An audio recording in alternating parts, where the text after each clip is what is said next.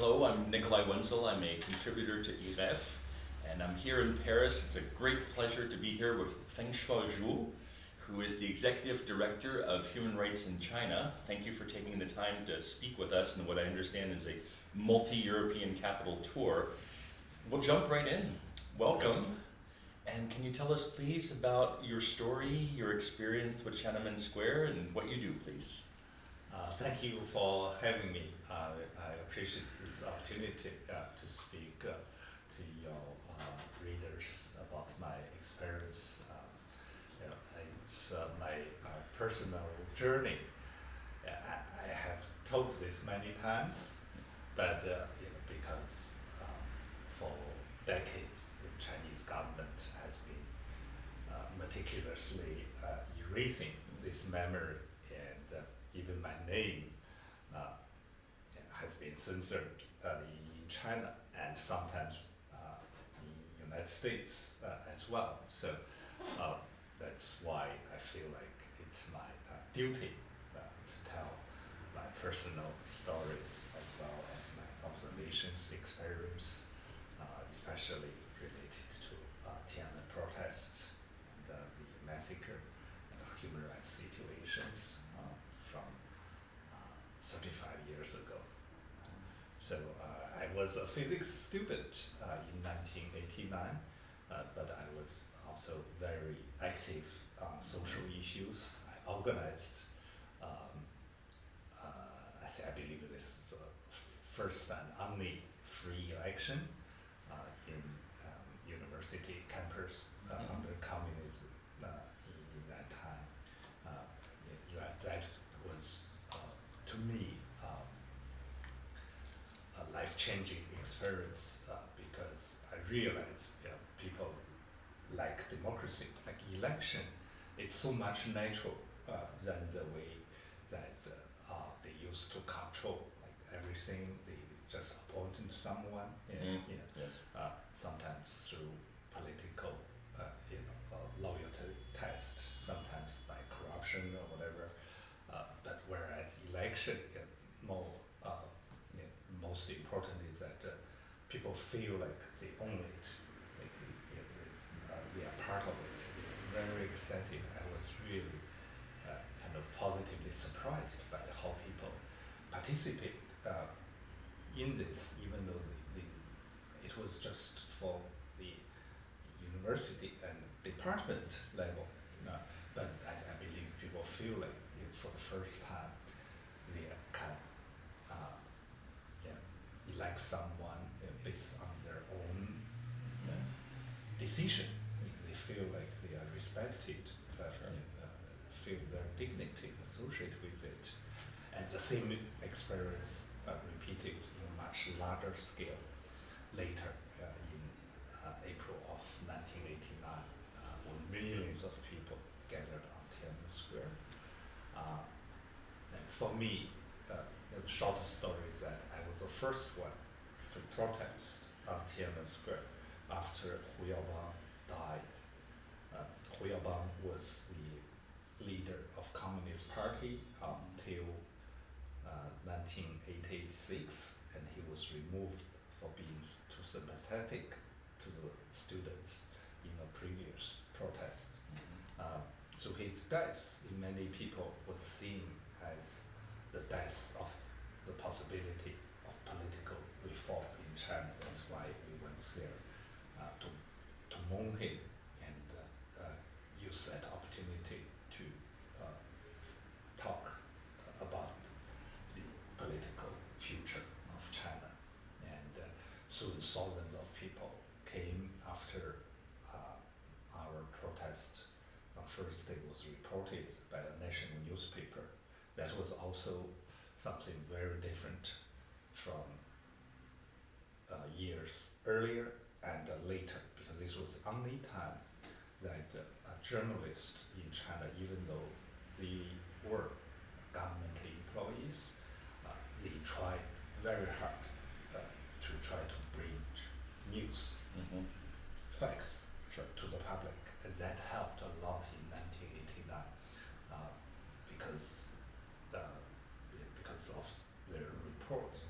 People all over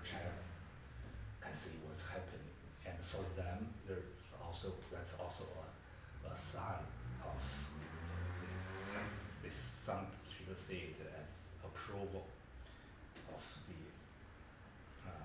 some of the leaders, because they control it so strictly.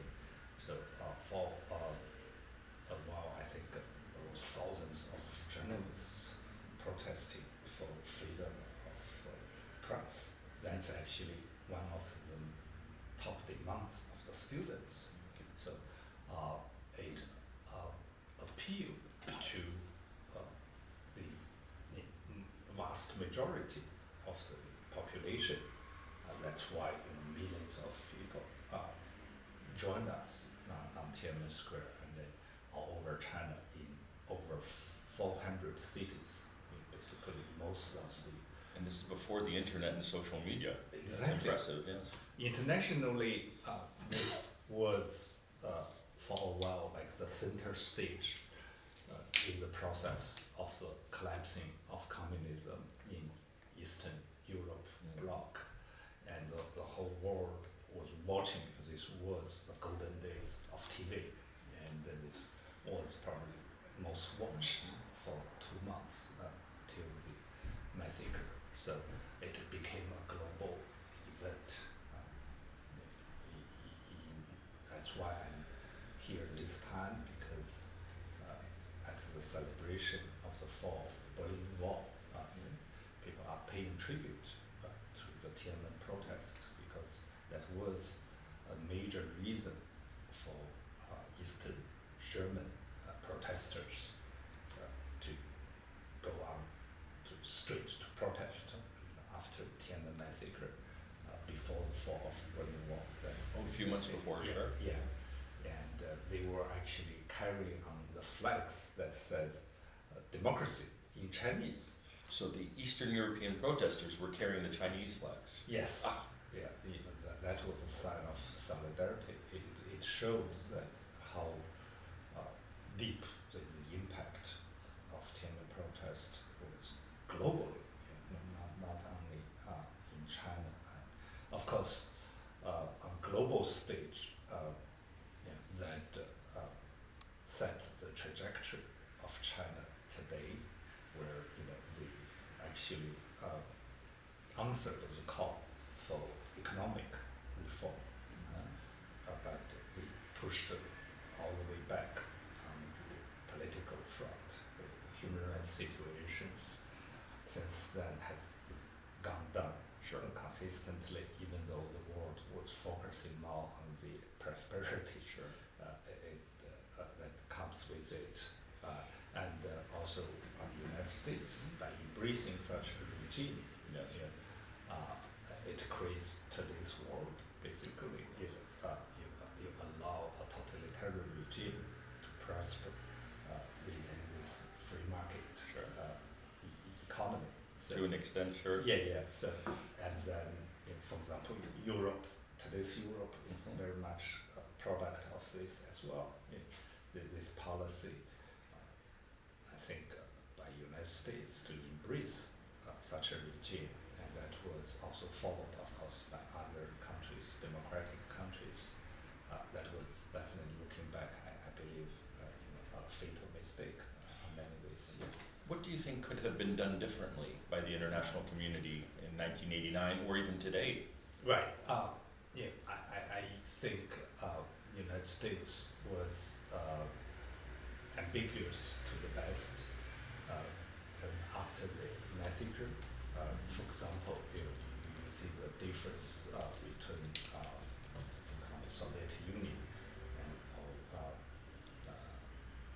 Eastern Germany and China, where, for example, the United States saw the Soviet Union as its major enemy. They were trying to push for political change, whereas after Tian'anmen massacre, within a month, Bush sent a special envoy to Beijing, basically to affirm Deng Xiaoping that the United States will still try to partner with China. That's definitely a betrayal of course, protesters like us, and the reform mandate faction within CCP. Yeah, that's why China's totalitarianism could keep getting stronger because they see implicit support from the United States. Of course, his history doesn't allow hypothesis. We don't really know what will play out, but I think politically, I was in China after the massacre for many years, about 6 years. Yeah. Even when Deng, after the massacre, was completely in control. For example, local governments, they were still doubtful of what will happen, and they were very friendly to us, knowing my identity. So there was a definite window for political change in China, but I think the international pressure is not there. Yeah. So I'd like to ask a little bit more about this window for political change. My limited understanding of the history is that there was a struggle for power between, I'm going to pronounce it wrong, I'm sorry, between Li Peng and Zhao Ziyang, and Zhao Ziyang was a reformer sympathetic to the students. Li Peng called for the crackdown. What happened with that conflict, and why was there not change from within the Communist Party at that point? So Zhao Ziyang was supposed to be the leader. He was a general secretary, but he didn't have control of the military. The military was strictly under the control of Deng Xiaoping, who made the decision of use brutal military power to crack down on Tian'anmen Square. And Zhao Ziyang, to his credit, was firmly against this decision until his death under house arrest. But after that, Deng, knowing that he has innocent people's blood on his hands, and he doesn't want to be convicted of this within the party, so he did everything to make sure that within the Communist Party there would never be another Zhao Ziyang. So he forced everyone to write a confession. You must endorse the bloody killing, otherwise you cannot be allowed to stay as a member of the party. Of course, there would be no chance for such people to move ahead within the system. That's why there's no surprise. After that, there's no reform, there's no true reformers within the Communist Party. Everyone who were prominent after Tian'anmen massacre, they passed this test of ruthlessness, on killing people, on keeping the power, keeping CCP's control at any cost. That means cold-blooded killing. Sure. That's exactly why, for example, later this happened in Xinjiang, to the Uyghur people, to the Tibetans, to Hong Kong.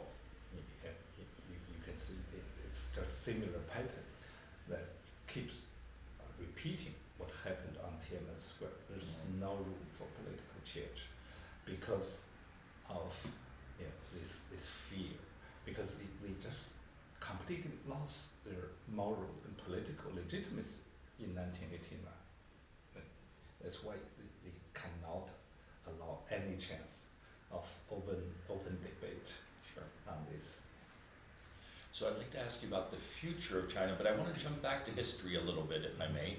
You told us about the beginnings in April 1989 of the initial demonstrations that you started in the morning, and then we know how the story ends on June 4th. Can you tell us a little bit more about the developments in April and May and the first few days of June 1989, please?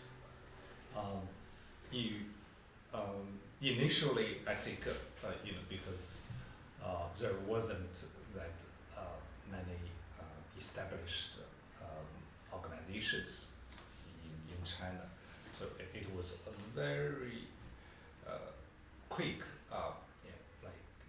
like vertical development in terms of civil society. Like all of a sudden, every university just organized around this independent student union, pretty much spread it all over China. And in Beijing, we formed a cross campus organization called Beigaolian, Beijing Federation of Independent Student Unions, and I was later elected as one of the executive members of this organization. That's why I was put on the most wanted list. So from early on, we had a petition called the Petition of 70 Months.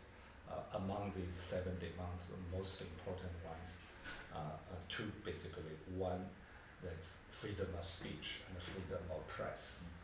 The other one is disclosure, mandatory disclosure of the assets of government officials as a way to fight corruption. So you can see, they have kind of different groups to appeal to. Yeah. One more appeal to the intellectuals, to people who care about freedom. The other side appeal to people who care about the equity, fairness. So people there, people from both sides of if we see it from the Western kind of left and the right, both sides identify with this. So, but this petition was actually initially drafted by the students on the way to Tian'anmen Square. But it was amazingly successful document, and that formed the basis of a political consensus for the Chinese people, and that's why millions of people in Beijing and all over China joined later. And with the development, the CCP split among the government officials. So on one side you have Deng Xiaoping, who is a cold-blooded killer all the time. I think in the West, the conservatives have this wrong admiration for Deng. They believe he was a reformer. Unfortunately, he has a connection to Paris as well, to France. He was supposed to be a student here. He spent some time here. They were actually initially supported by maybe someone who has this anarchist view, but they all became communists later. And he was credited with many of the policies that at that time were in reality proposed by Hu Yaobang and Zhao Ziyang. Both of them were removed back then. But he was, even from the very early year, he was partially responsible for the Great Famine and for the anti-ratist movement, the first major purge of the intellectuals in the 50s. And he was also responsible for there was a massive killing of people in '83 in the name of law and order. We believe about between 100,000 and 300,000 people were killed without due process. This 1983. So very early on, Deng said, we are going to kill people if we have to. For him, the decision, of course, is not only based on the situation in China. I came to know this, like for example, this year, the new information coming up. He was a seasoned communist.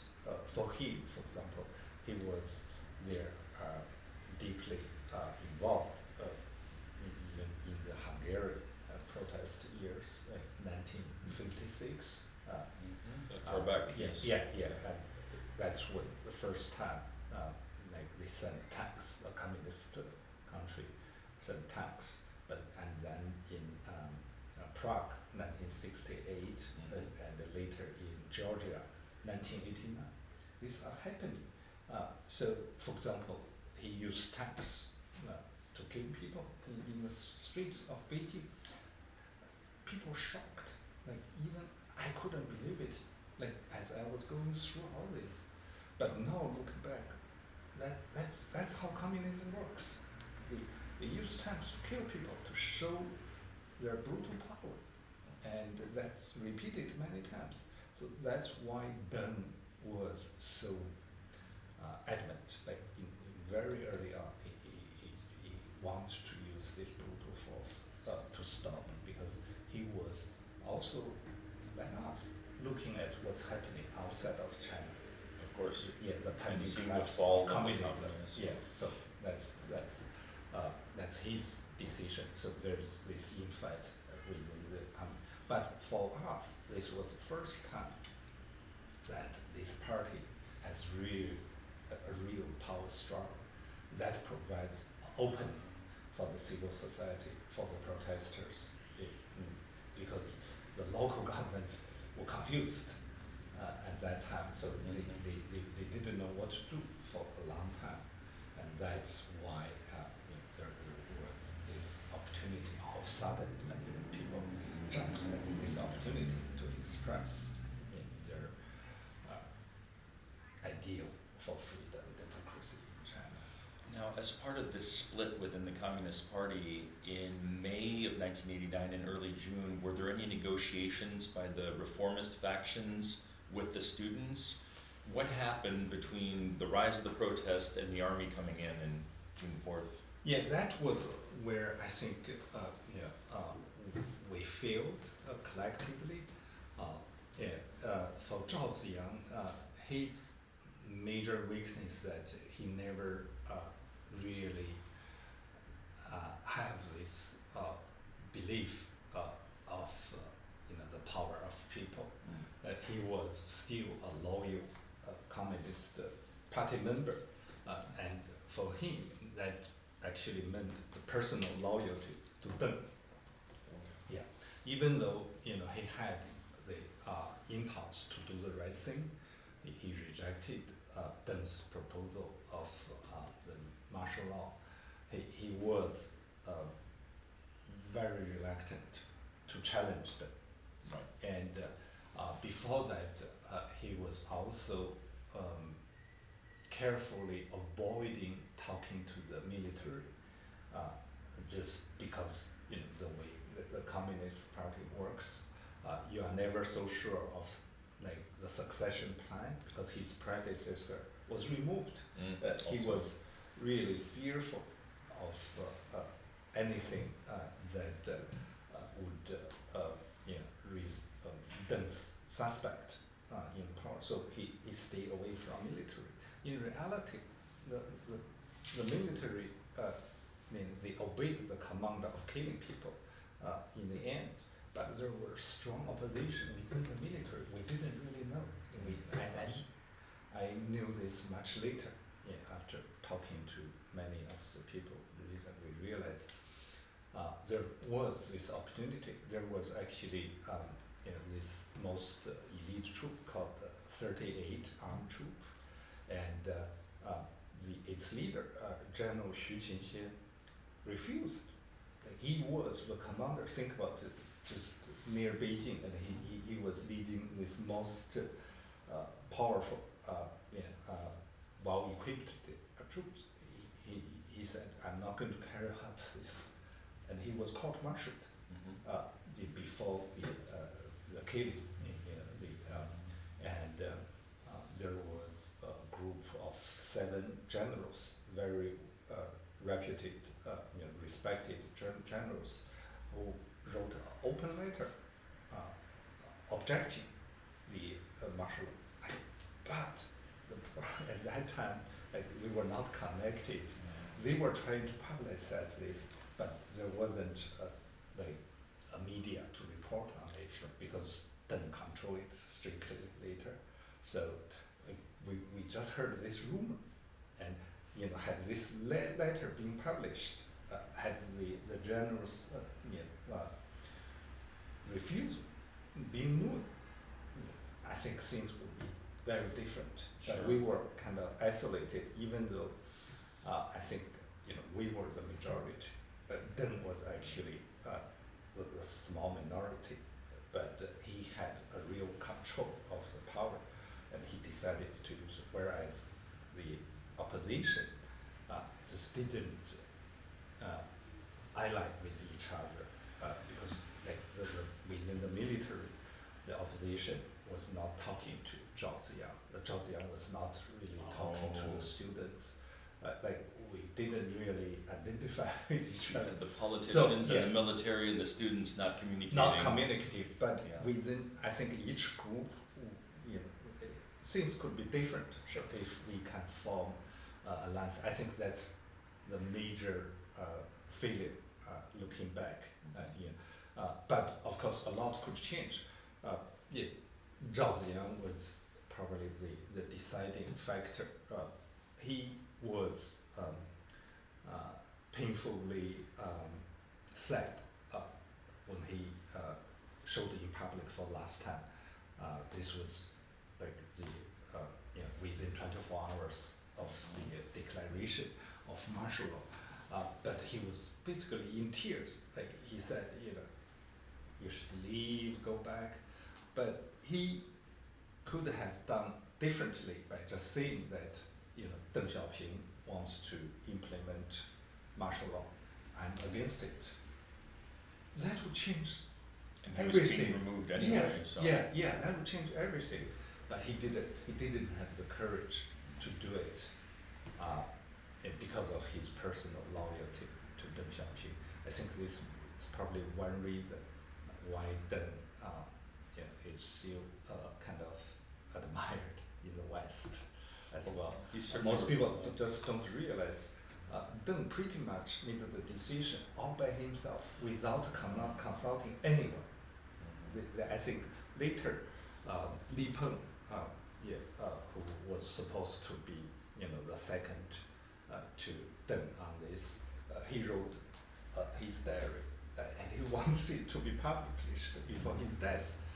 Guess what? The political bureau wouldn't allow it, and it was stolen and published by the dissidents community. And his story, even though he was trying to extricate himself, largely fits with Zhao Ziyang's memoir. Of course, from there you can clearly see Deng made the decision all by himself without going through any proper process. For example, he shouldn't be in the position to call the meeting of the political bureau because he had no position there. Only Zhao Ziyang had. But he called the meeting anyway, forcing Zhao Ziyang into complying with him. Zhao rejected. That's a conflict. But this was a coup. Basically, you think about it, a military commander step in and force the party into making a decision according to his will. That's basically what happened. So this is even more complex. I recall the Soviet Union had a titular premier, but the real power was with the chairman of the Communist Party. So this is even more complex. Even more complex. And so Deng Xiaoping was able to find generals loyal to him to send in. And what did the military have orders to clear Tian'anmen Square, or orders to inflict violence to send a message? The order was to clear Tian'anmen at any cost. Okay. So this is very important. At any cost basically means killing, and they were armed with bullets, with tanks, even fire generator. Flamethrowers. Yes, they used it.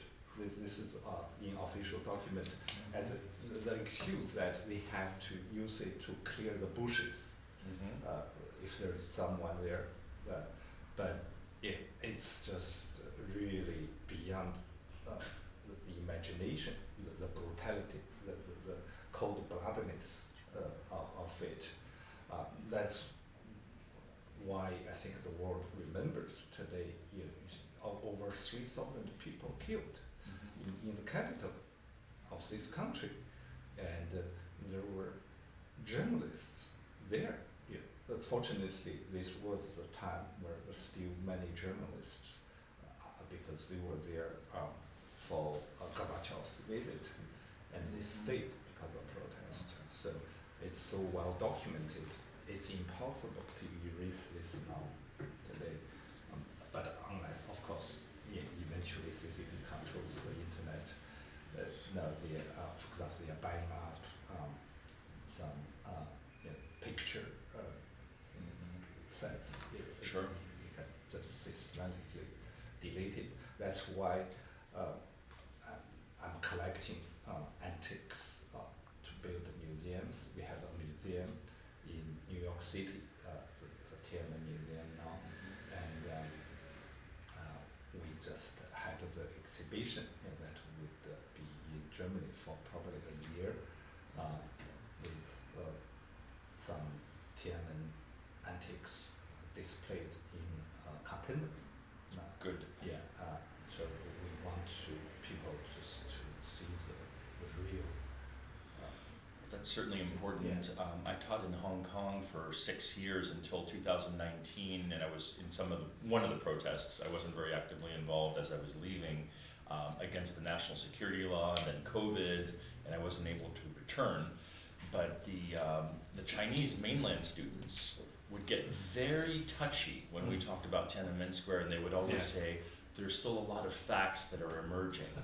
But I'd like to take this opportunity to jump to Hong Kong and Taiwan and the future of Chinese foreign policy. What can you tell me about Hong Kong and Taiwan and the democracy movement in Hong Kong and then Taiwan's independence?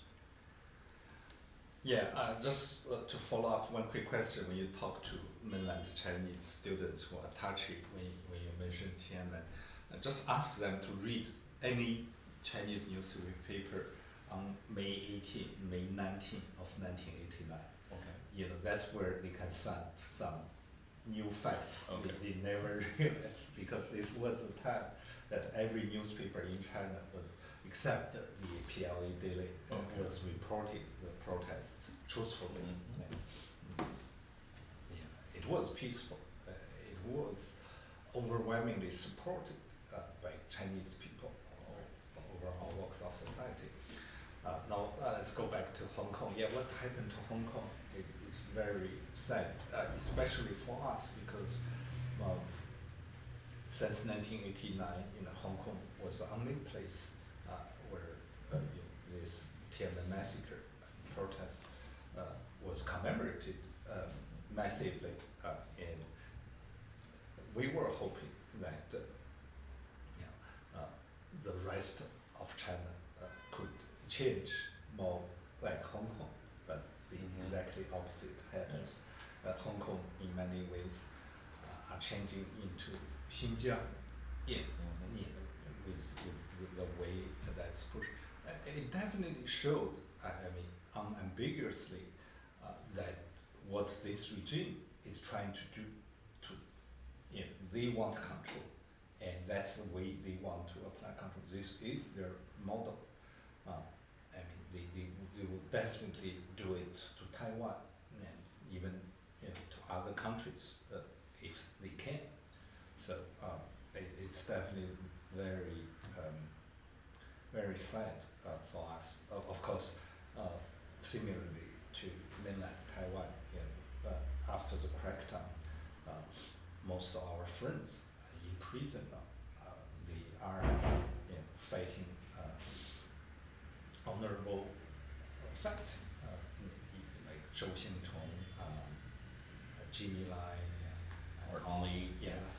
All these people they are still doing great work. For me, that's really who I identify with in Hong Kong. But of course, we do not want Taiwan to become the next. Taiwan is very important for Xi's ambition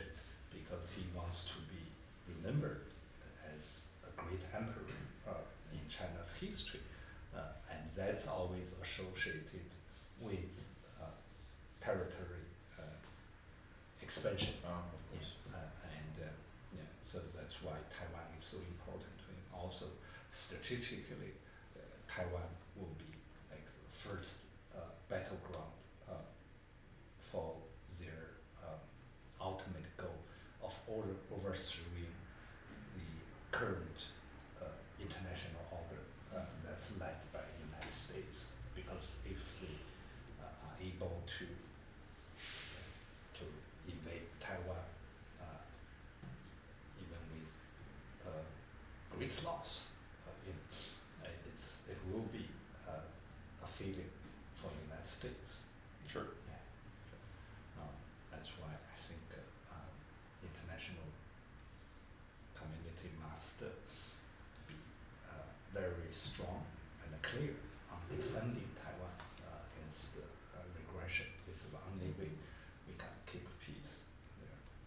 What do you see, speaking of Xi Jinping, who broke constitutional precedent that was established in the 1970s by staying on for an additional term, Right. what do you see as the future of China and the prospects for reform within the CCP? Well, that's very dark. Now, I think it's difficult to be optimistic. Just as I said before, after then, everybody was cleansed, purged Sure. of any tendency of liberation, openness, this any tendency for reform. That's the condition for their ascension within the party. I don't think there is any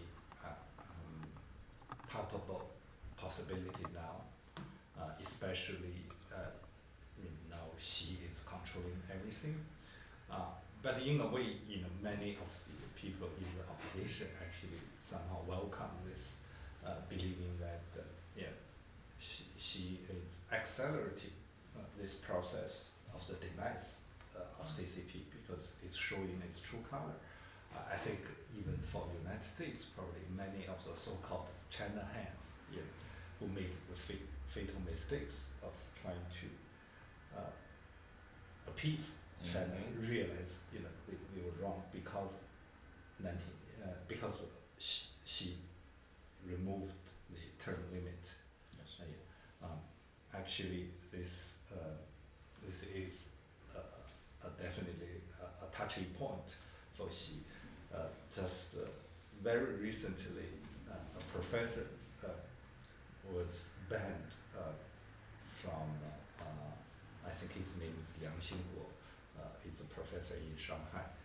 He was banned from leaving China because years ago he wrote this article. He was talking only theoretically about why term limits is so important for constitutional republic, but it was interpreted as a criticism of Xi, and years later he couldn't leave China. So for Xi, personal loyalty to him is above anything else. I don't think he cares that much about his legitimacy. But the thing is, with all these regime, they cannot solve the problem of succession. He cannot just pass on this to his son or daughter, right? And whoever who will be the successor, if he openly picks a successor, will be the target for next purge. Just like what happened repeatedly under Mao, under Stalin, all these. So on that, I don't see a solution there. But of course, you never know. Another point there, on the generational issues, because it was on Tian'anmen Square, such overwhelming event for our generation. There is one reason some people speculating that why she removed, because he wants to bypass, to skip this generation. Of course. So who were on Tian'anmen Square, even if their friends are on Tian'anmen Square, that's a risk. So that's another possibility, where people born in the 60s and early 70s are seen as a potential enemy. So that's why it's probably very difficult to see any change within the party now. So I'd like to continue with the future of China. What can the international community realistically do? So this could be the deeper question of what should Nixon have done, but that's too late. What can the international community do now about the threat of China to the world order and to human rights within its own borders? Of course, in the past, the most important leverage, for example, that the United States had over China was this trade conditions. I was released a year later after Tian'anmen massacre because this was the time for the debate at U.S. Congress. If I may interrupt briefly, you say you were released. Were you prohibited from leaving China? You were arrested? I was released imprisoned? from prison. Okay. But still, under their control, Oh, sure. not free. Mhm. But I was released from prison a year later because my name was mentioned by human rights organizations, by U.S. politicians here, and it was the time that U.S. Congress would decide on whether to continue the most favored nation status for China. And guess what? That was one thing that communist China cares. And they continue, they basically renew it every year. But with that, CCP has to do something. Even though looking back, I think this was wrong.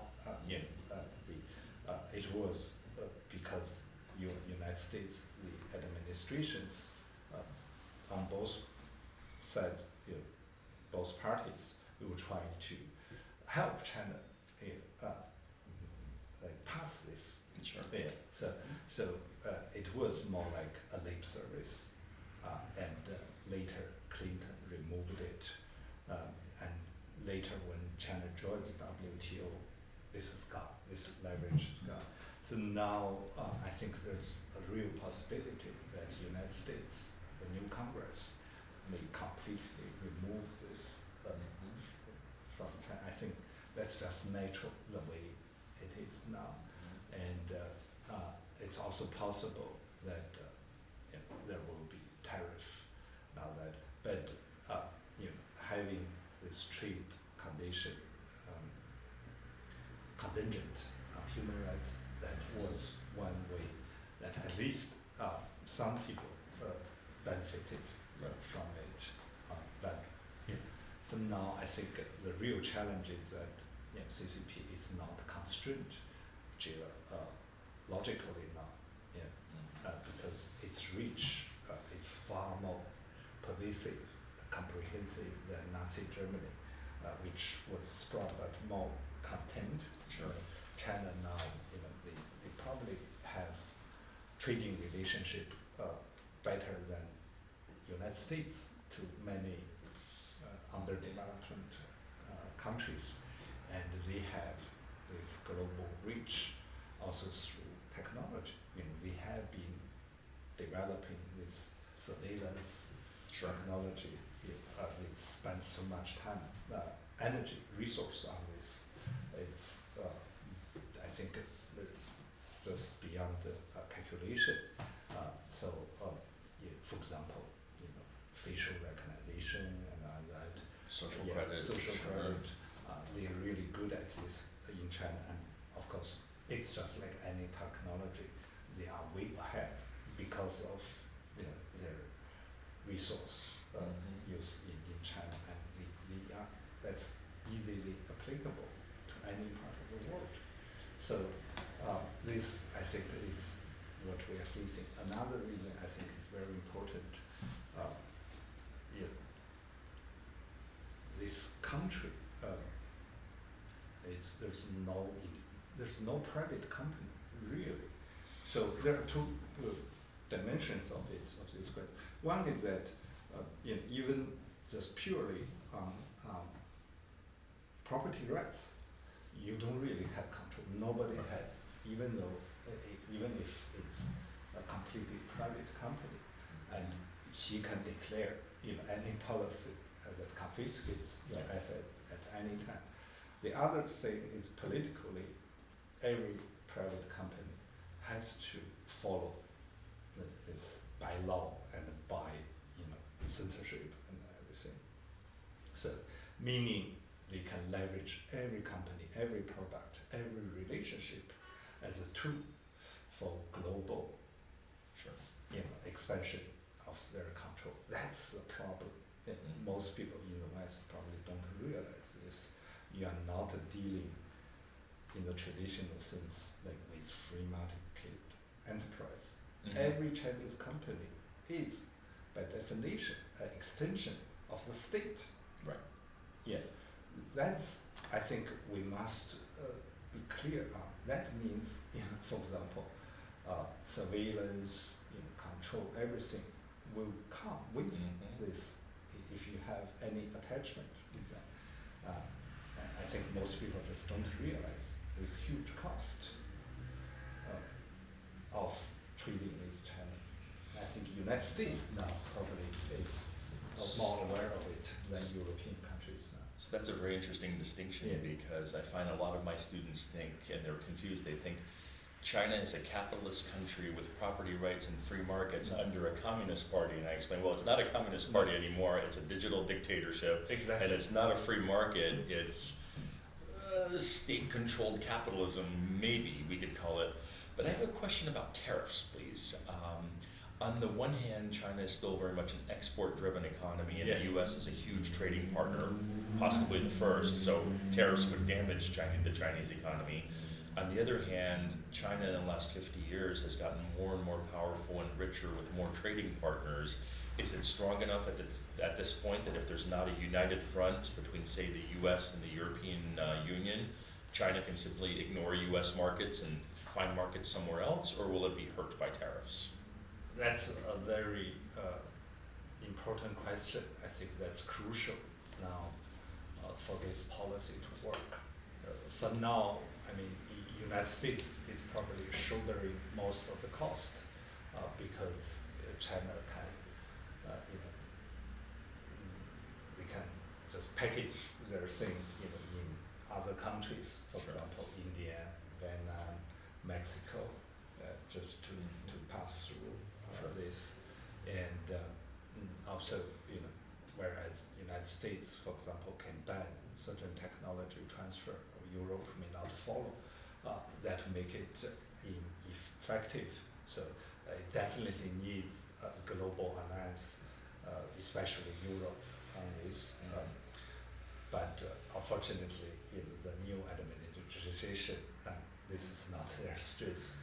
Biden definitely was much better in the track record on forming alliance. I hope this is where international community, European countries especially, should realize the real risk of now United States is leading the charge. Some way, European countries, if you don't follow this, eventually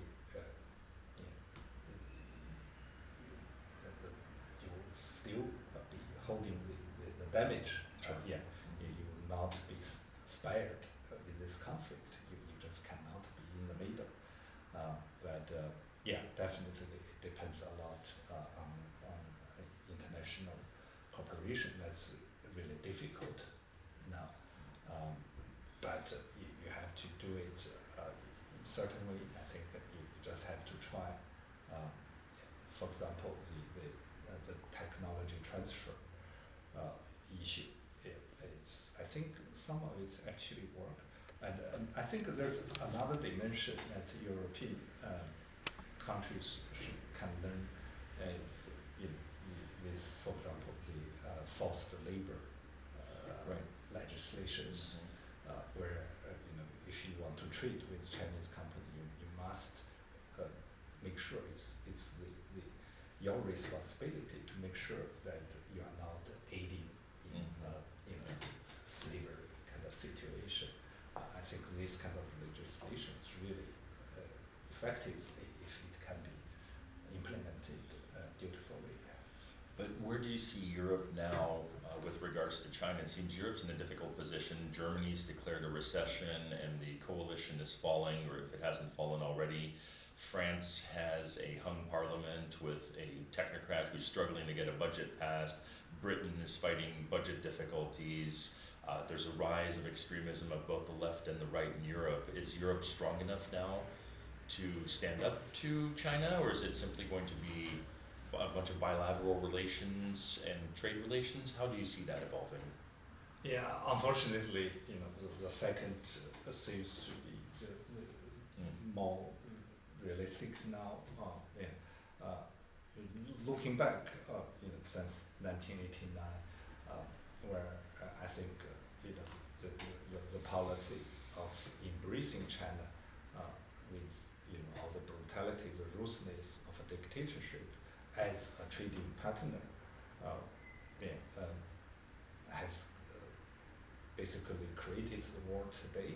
Unfortunately, Europe seems to be the main victim now because the United States has successfully offset the transfer of manufacture to China with innovations, with emerging companies, whereas in Europe, the industrial base was vacuumed out without new innovations.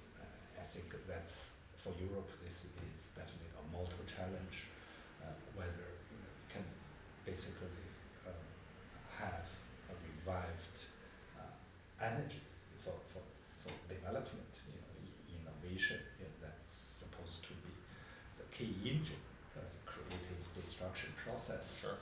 I think I'm definitely not seeing that in Europe.